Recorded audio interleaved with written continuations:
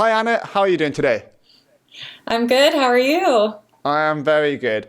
What time is it there where you are? It's 1:12 p.m. 1:12, brilliant. Oh, it's a bit late here. It's 9:12 here. I So, know. are I'm you a sorry. morning person? You know what? I used to be, but I don't think I am anymore. I think I'm much more of a night owl now, so I've changed. Really? See, I used to be a night owl, and then I became a composer, and it forced me to get up early, and I hate it. I much prefer the evening. Do you enjoy evenings more than mornings? I do. For some reason, I feel so much more productive, and I don't know, something about daylight is super distracting to me. Like, I just want to be outside. So if I'm inside, I'm like, no, I'm wasting my day. I'm wasting the sunlight. So I don't know if that has something to do with working from home, but now I definitely prefer nighttime, especially for work. No, nobody in the UK can relate to that. They don't go, "Oh no, I'm missing the sunshine. I'm missing the." We Oh, just had loads of ice and snow, so it's very cold here. What's it like where you are now? yeah, so I'm in California and it's been extremely rainy, actually. There was like, in my idea of what rain is, there was a torrential downpour yesterday when I was driving, which is always terrifying here in California, especially Southern California, because people aren't used to driving in rain. So a lot of accidents happen. You have to be extremely careful. So yeah, the weather's been kind of bad, but I already see the sun coming out, so it should change. And I think that'll be our winter. Oh wow. So I mean, LA winter or California winter is still quite warm though, isn't it? So it's. But I know what you mean about the driving because last time we were there, there was a little bit of rain for a very short period of time, and everybody just forgot how to drive, and I couldn't Hmm. believe it. It was like such a light rain that I mean, here you barely put your wipers on when you get that kind of weather, but I guess it's what you're used to, isn't it? Yeah, I actually would imagine that in the UK. I remember it being pretty gray and rainy most of the time when I went over there, but in California, it's hardly ever like that. Like, you can count the days on one hand that there is actually a proper rain. And I think people, they don't necessarily forget how to drive, but they just don't know how to drive in rain. So they just drive like it's a perfectly sunny day, which is dangerous when everything is slippery and wet. So yeah, they should definitely teach that in California driving courses. Is the 3 days that it rains, then let's talk about this. Let's not forget that this exists. Definitely, that's good advice. So I've got a couple of questions for you today, or quite a lot actually. And I've given these questions a lot of thought, so much so actually that I forgot that I did the question, then did them again, which is a different story. And basically, I wanted to talk to you about the business side of things, which because I think in a lot of interviews, people usually talk about gear, and on a rare occasion they talk about music, but it's usually gear, right? And I think for a lot of people who are coming into the music industry, especially those who are inspired by your videos and about what you do, I think the business aspect, what goes on behind the scenes, is actually really important. And I want to jump in with that in mind. What do you love working about? What do you love about working even in the music industry today? Yeah, I think the thing I love the most about working in the industry is having a lot in common with my peers, right? Like, one of our driving forces of life is having this shared interest in music, whether you're writing it or even just listening to it. If you're just a fan, it makes a really nice sense of community and bonding, and that makes it a lot easier to meet new people and to have a good conversation with pretty much anyone. So I think that is one of my favorite things about it. I've met some of my closest best friends through the music industry, so I'm always going to be grateful for that too. And I think just in general, being able to have fun, and even though this is a profession, and just like all of the other professions, you take it seriously and whatnot, but it is just such a fun thing to do, like such a fun profession to have, hobby. It kind of reminds me of athletics in a way, because yes, of course, like there is so much, professional etiquette and things that you have to keep in mind if you want to be, taken seriously, right? But at the same time, it's something that you started because you thought it was fun. And yeah, I think that's one of the things I love most about the industry is the sense of community and just the fact that it's a really fun place to be. Yeah, I agree. You kind of you find your tribe, don't you? And I mean, there's a lot of different kinds of people in the music industry. You can get some very difficult people, but because of the nature of it, you really get to choose who you want to work with. And I think, in a normal job where I guess if you're in an office job or something, you don't really get that luxury of choosing who your associates are. And I think that's actually something that can be overlooked. It's quite a luxury, really, isn't it? But what skills do you feel have been most valuable to you as an artist? Well, actually, on that note, I think one of the most important ones is being able to connect to other musicians, especially lately in the time and age that we live in. It's so, well, like even take our relationship, for instance, like we met online. And I think, for me, that's been a really great experience, like having you as a colleague and as my friend. And that would have never happened if we weren't able to connect online.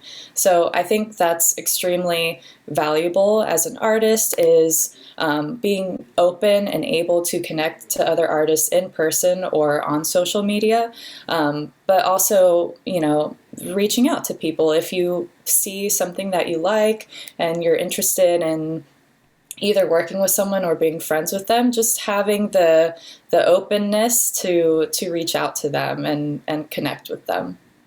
And also, I have to say that one of the skills I value most, especially as I've gotten older, is basically just knowing that there is never going to be a limit to how much you can learn in the music industry. I mean, with pretty much anything, actually, but with music, there's never a place where you really reach a plateau, I think.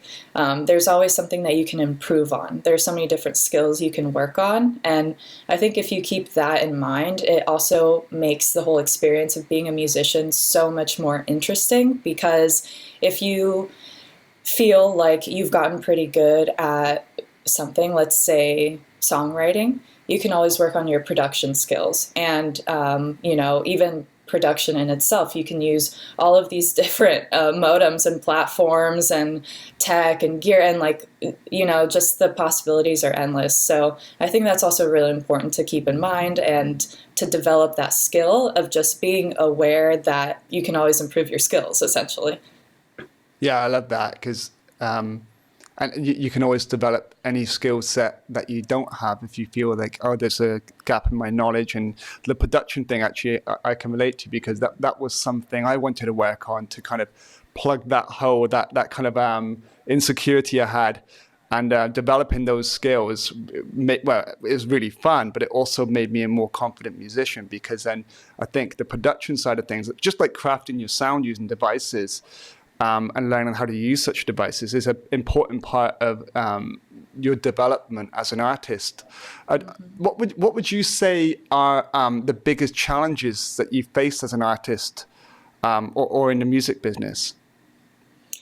I think my biggest one personally has been time management, just because there are so many different priorities you could have being in the music industry, especially if you want to improve your skills. Those are things that you don't really see improve until very long after. And so I think for me personally, it has been time management, because sometimes I feel like, even though I feel like I'm improving in one area, I feel like I'm not doing enough in a different area. And then even outside of just music industry stuff, having a good work-life balance can be hard for me too, because, music it's such a great profession, but it's also a hobby, and it's also something you do like 100% for fun. So sometimes that can get in the way for me of, seeing my friends or seeing my family, because I'm like, well, I want to do this for fun and I had these plans, but also it's for work. So it's like, am I working or am I just having fun, but also like not prioritizing my friends or my other relationships, you know? But yeah, I think time management for me. What about you? It's the same. I don't think. Oh, is it something one can master? I don't know. I think it's an ongoing battle, but I do feel that the awareness of that is the solution because you can kind of keep in check, right? But I feel like a lot of, especially in the film composing world and in the video game world, I feel like they lose control much easier than we do in the instrumental world and in the singer-songwriter world. Because I guess in our world, it's a little bit easier to switch off, but in the composing world, the deadlines are like king. So if you need to do a 15-hour day for 4 days in a row to get the job done, it's not the question of can I, it's a question of you're doing it. And I think time management is a difficult thing. What solutions have you found? Like, are you a productivity planner person, a diary person? You know, I feel like I have tried everything at this point in my life, and it changes. I don't know. Like I definitely tend to embrace change, and I feel like I change a lot as a person the older I get. And I've noticed that years ago I was definitely that planner person, and focusing on time blocking was really important for me because if I didn't set aside specific times to do things, I would get distracted. I would check my email or call my friend, and then that whole block of time would be ruined, right? So I used to be a planner, and now I'm kind of trying to figure out what is going to work best for me because that doesn't really work as well anymore. And I think for me, I know something that's working really well is having like three big priorities every single day. So at the end of the day, if I complete those three things, no matter how big, dramatic they are, if I'm done with those three things, I can feel good about my day. And so yeah, I'm not sure how to describe or qualify that sort of productivity, but that's the thing, having those goals and then feeling good about it at the end of the day if I can complete them. And sometimes they're really small and sometimes they have absolutely nothing to do with music. But again, with time management, it's really important to have that work-life balance too. I like that. Yeah, the priority system is a really good way of dealing with the giant to-do list. So what do you do then to inspire yourself on days where you're not feeling so creative? You know, back in the day, I would try to push through on those days. I felt like, and some things, some good things would definitely come through with pushing through. Like I would write something that I liked, or I would just be done with whatever I needed to work on. But I've noticed lately that it is extremely important for me to take rest days. And if I'm not feeling well, that's okay. Like, I feel like we're all living in this mentality, this hustle mentality, which I totally get it and I respect it. But at the same time, we're human. We're people. Like, we have feelings. Not every day is going to be the best day ever. And it's okay if we're not feeling great on one day, as long as we're still fulfilling our responsibilities, right? There's a fine line between taking too much time off and not getting the things done that you said you would do, especially if other people are counting on you, versus just being able to set boundaries and take breaks when you're not feeling well. So on those days that I'm just have no source of inspiration whatsoever, I tend to find comfort in small things that make me feel happy and more human. If that's like getting a really nice cup of coffee or reading a good book or, finding inspiration in other things that maybe don't involve me picking up my instrument. I think it's really, really important to just have those breaks, set those boundaries, and get refreshed when you need to. Good coffee and books is my two go-to things. I Yeah, know they good are. choice. Yeah. And I like what you said about I mean, that covers the mental health side of it, if you think about it. Because do you notice in this industry, there's a lot of mental health issues, and I think a lot of it is because of that hustle culture, which, again, I agree, I respect that too, but I feel like people take it too far, and then their mental health there's always a consequence to these things.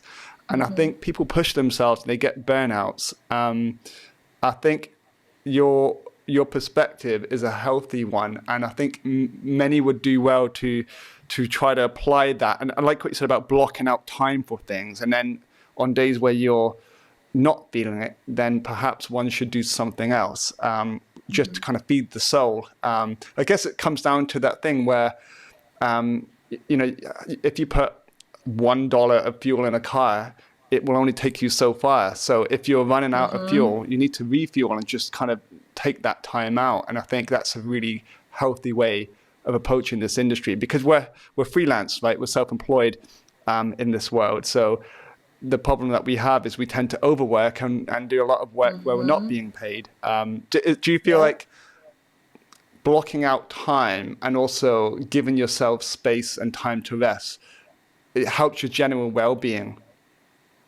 Yeah, I completely agree with everything you just said. Personally, I think it does help my well-being, because when I was younger, I really was into that hustle culture.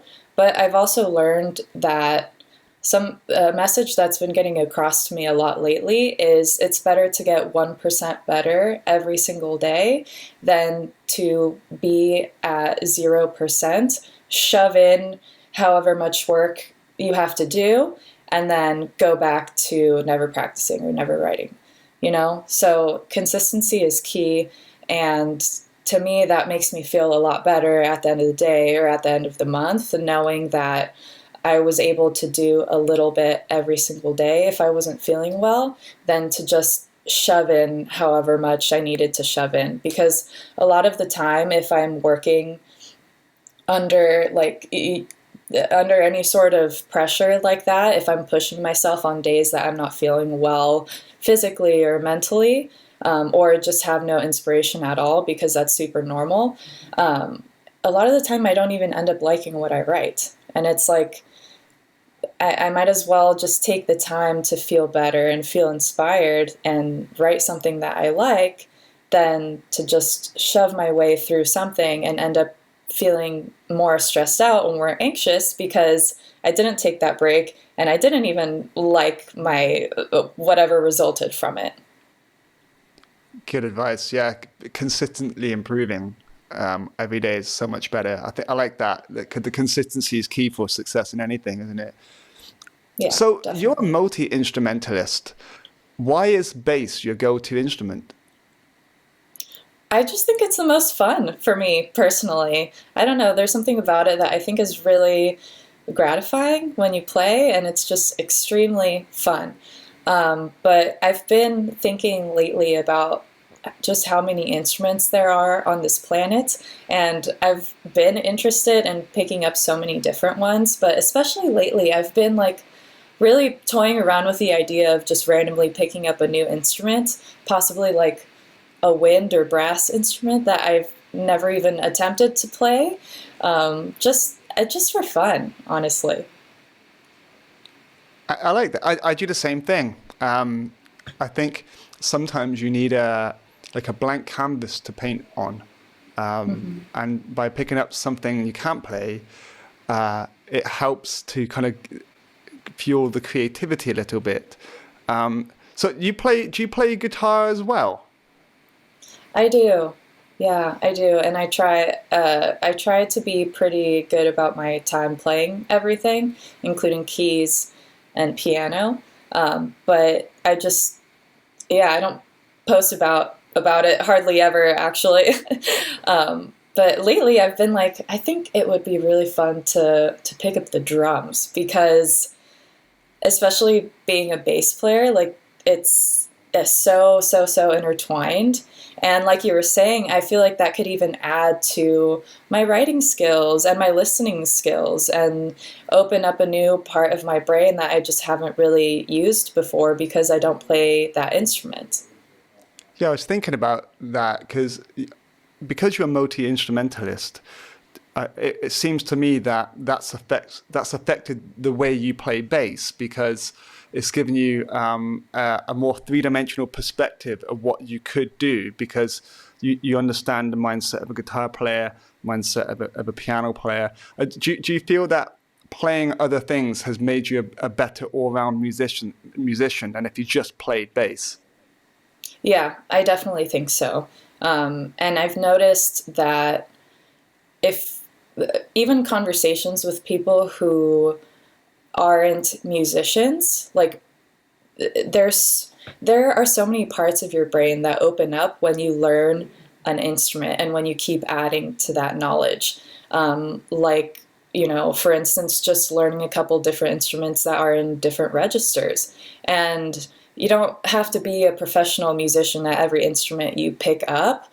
A lot of it, again, is just adding to that skill set and adding to time that you spend playing because it's fun. And yeah, I've definitely noticed that because I started playing music, learning on the piano, being a classically trained piano player. And so that in and of itself gave me, I think personally, a really wide range of listening skills. And once I started focusing more on bass, I felt like even though I was a piano player, I started paying a lot more attention to the bass. And, I think if I were to pick up a wind instrument or a brass instrument, it would be that much more attention to those instruments and that register. And yeah, so I went on a tangent there, but I was going to say speaking to non-musicians has been really interesting for me lately because we're able to talk about things like I've noticed we don't notice the same things when we're listening to music or even people speak or any sounds that we listen to on a regular basis. Like it really just opens up our ears and our brains. And I really do think that everyone on this planet should pick up an instrument as a hobby or as a profession, just because it is so useful to become a well-rounded person, I think. I agree, yeah, and also the joy you get from the little accomplishments, that little bits of Mm-hmm. progress that you can make each day, that Mm-hmm. gives you that great feeling of satisfaction. Isn't it funny sometimes if you just learn one new thing on an instrument you've been playing for years, it just makes that whole day amazing, or that whole week sometimes, just tiny little things. And I think Definitely. it's so good for your mental well-being to play music, that everybody should definitely do it. I've been saying that for years, and it's so nice to hear it from someone else because I guess when we think about how we benefited from it, you want everyone to benefit from it, right? And it's Definitely. such an easy thing to, well, I say it's a difficult thing to do, but the reward is so much greater that it becomes an easier thing for what you get in return. Exactly. I If you agree with that. if you could go, this is an interesting question because I want this one to be kind of related to both business and music, really. So if you could go back in time and give yourself some business advice and some music related advice, what would it be? I would say to have a solid foundation of the music industry before you seek a profession in it. And you could get that in a variety of different ways. You can take classes, you can speak to people, you can speak to friends. I think there are a lot of people who are willing to teach you if you just reach out and express interest in learning more about it. So I think it's really important to just have some sort of foundation of knowledge to understand what you're getting yourself into. And then on top of that, I would suggest having knowledge in music itself. So production, writing, playing an instrument. I think that will all come in handy at one point, even if it doesn't seem like it. So I would tell myself, that's what I would tell myself.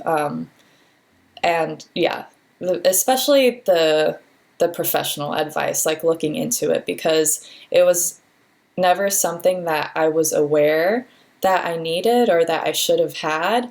And there were a lot of hard lessons I had to learn along the way that I think could have been prevented if I knew that I should probably learn a couple things about the industry in general.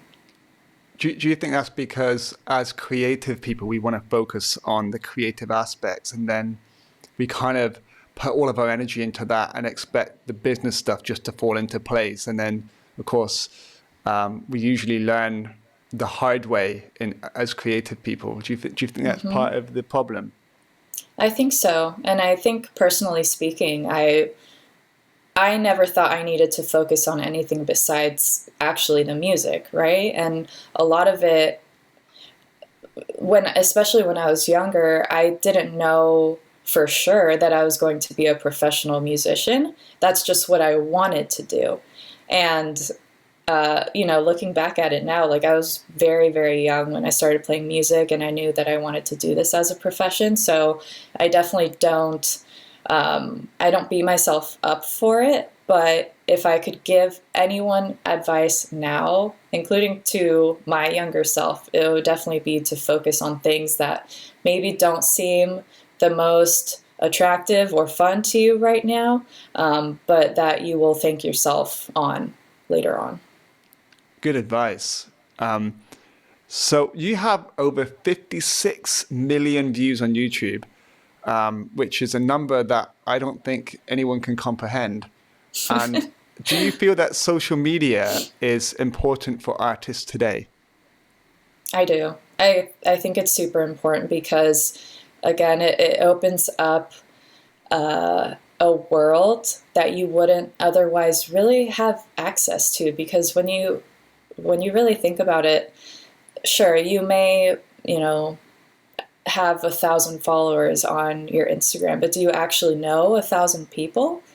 I think that's pretty rare for most people, and social media just opens up such an entire world of you being able to communicate, first of all, and reach out to people and directly reach people that you wouldn't otherwise be able to. And I'm a huge fan of technology and, being up to date on stuff. So I am a huge proponent of all of that.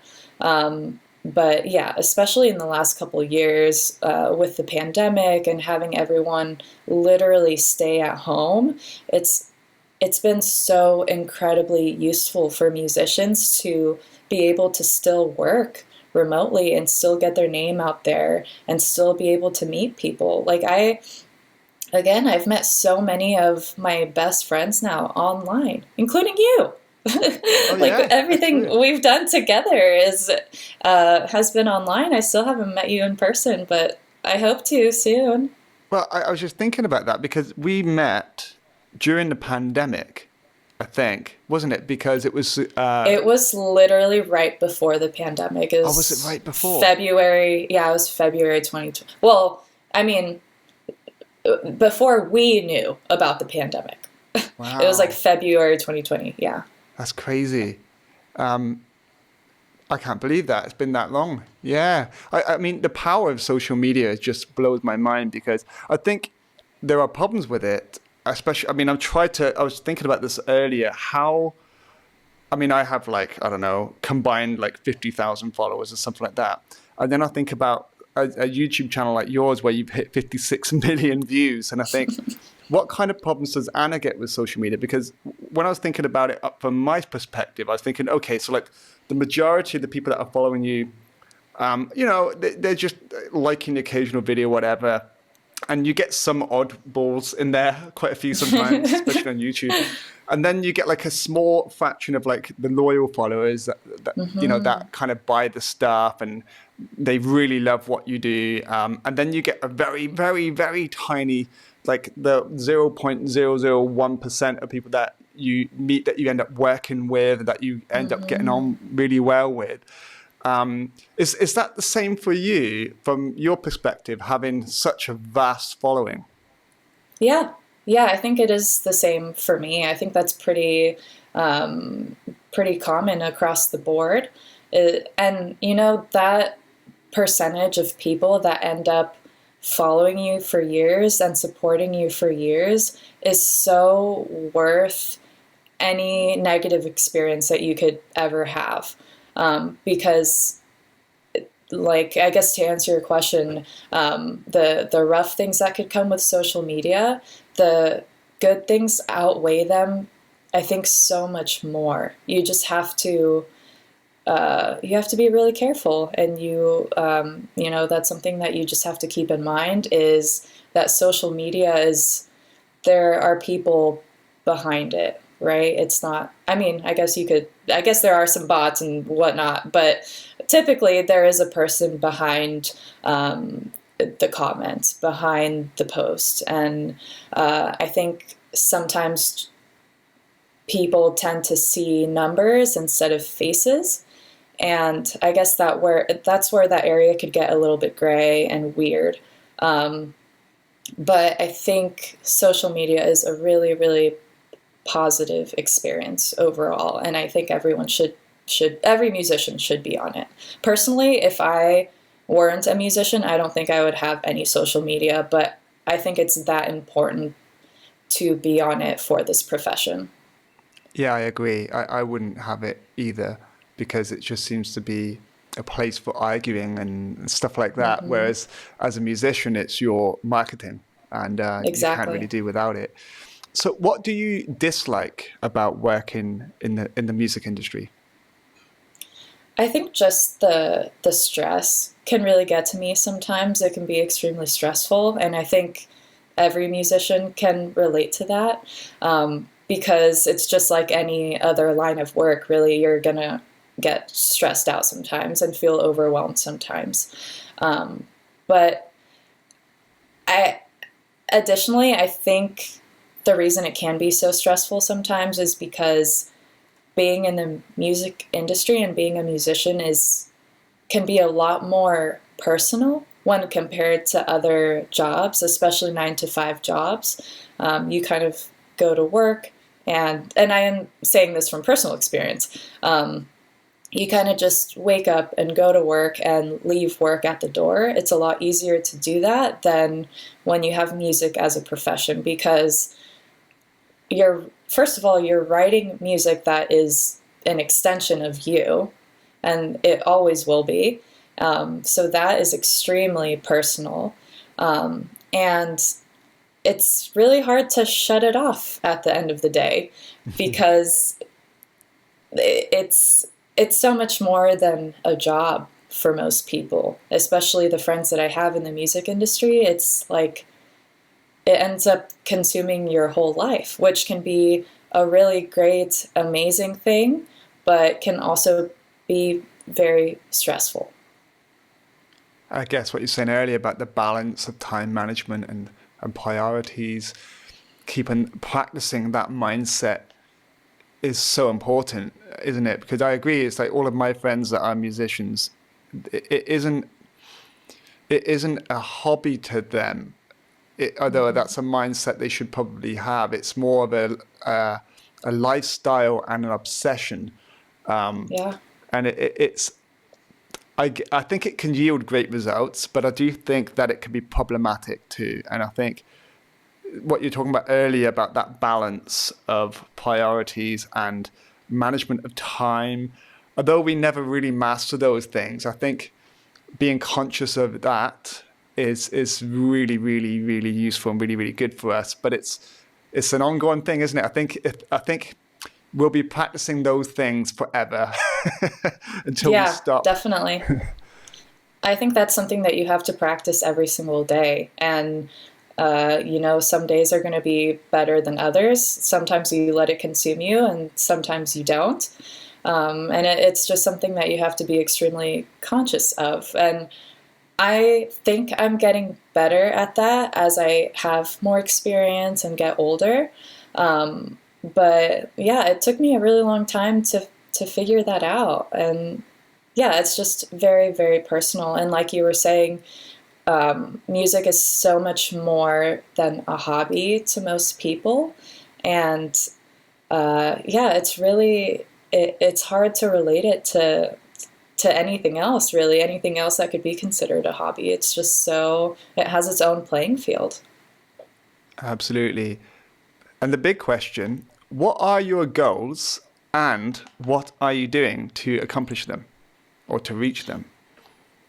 Yeah, so I definitely want to focus on writing more and working with more artists, just because I think it's fun, first of all.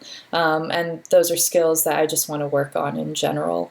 Being able to write and focusing on different genres that maybe are outside of my comfort zone right now, that I don't want to be outside of my comfort zone later on.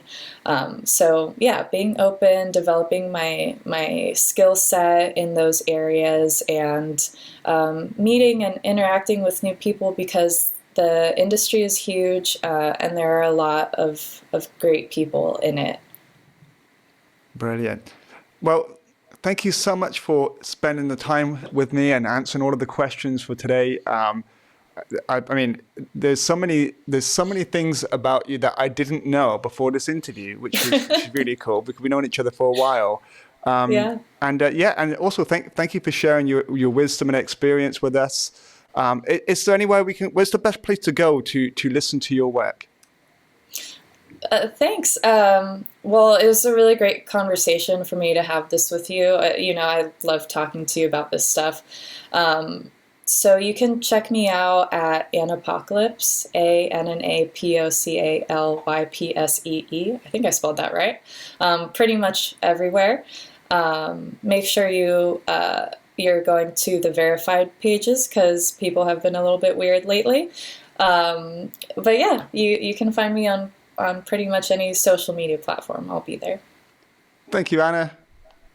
Thank you so much, Mike.